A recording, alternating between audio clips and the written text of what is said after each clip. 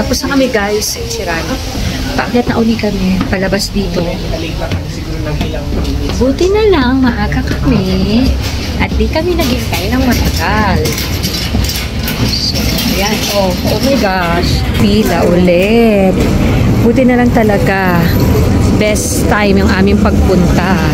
So guys, papunta uli kami ngayon sa Shinjuku Station kasi kami ay pupunta ng Odaiba. Pagkatapos namin kumain, so ito, naglalakad na kami papunta doon sa Shinjuku Station. Ayan o, ito ang ating view papunta sa Shinjuku Station. Mga store dito, maraming taong naglalakad. Ayan. Andito na tayo guys sa Shinjuku Station. So papunta na tayo sa platform 1 para doon tayo sasakay ng papunta sa ating destinasyon, ang Odaiba, ang Gundam. So pakita ko sa inyo kung gaano kadaming tao dito. So yan.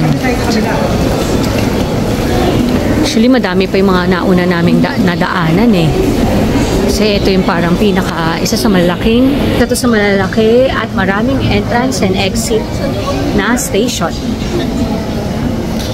Andito na tayo sa may Tokyo Teleport Station, papunta sa may Gundam statue. Yung malaking parang robot. Yun yung pupuntahan natin dito. Guys, sa pag-alamang ko na ito palang kanilang TV station building office. Nandito pala yan. Sa Odaiba. Ayun guys, wala na si Gundam dito. Tinanggal na yata siya. So, hindi namin siya nakita. Kaya lilipat na kami sa ibang papasyalan namin. Doon sa may Statue of Liberty. Guys, papunta na kami ngayon sa Aqua City.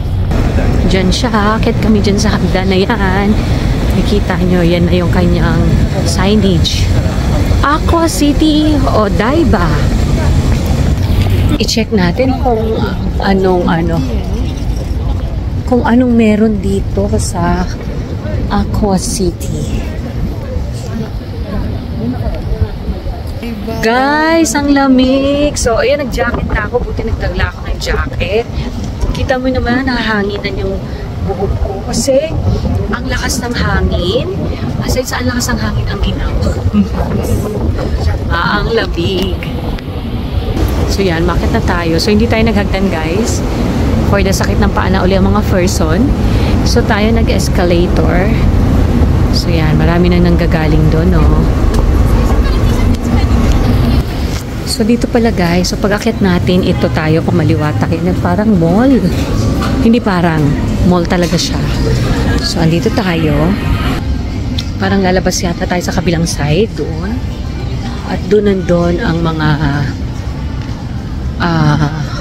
magagandang display. Paglabas natin doon sa pinasukan nating mall, ayan. Ayan. Wow, oh. Ayan, may bridge. So, ayan, ito yung makikita nyo dito.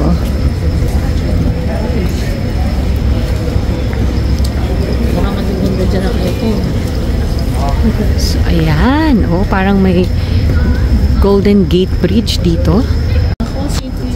So, ang ganda ng mga designs dito sa building, sa tabi ng building. Ang colorful and ayan. Aqua City. Kaya may fish.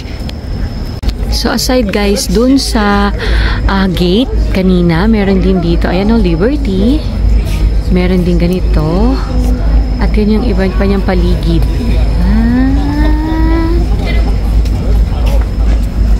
Ayan, si Statue of Liberty.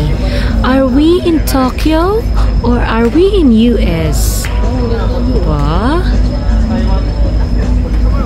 ganda ng paligid niya. Guys, tayo iikot-ikot para makita nyo yung paligid. So, tayo. Ayan. Ayan. Ayan. Skyscraper. Ayan. So, the gate. Ayan. Ayan. Ang lamig. Guys, up close and personal kay Statue of Liberty and yan, Golden Gate. Golden Gate na bridge. Dahil niya yung ilaw dati. Ayan, kapunta kami dito sa... Dito kami guys sa loob ng mall. Yung Aqua City Mall, yung kanina. So ngayon is 8 o'clock na dito sa Japan. And pagdating talaga ng saktong 8 o'clock, nagsasara na yung mga butik.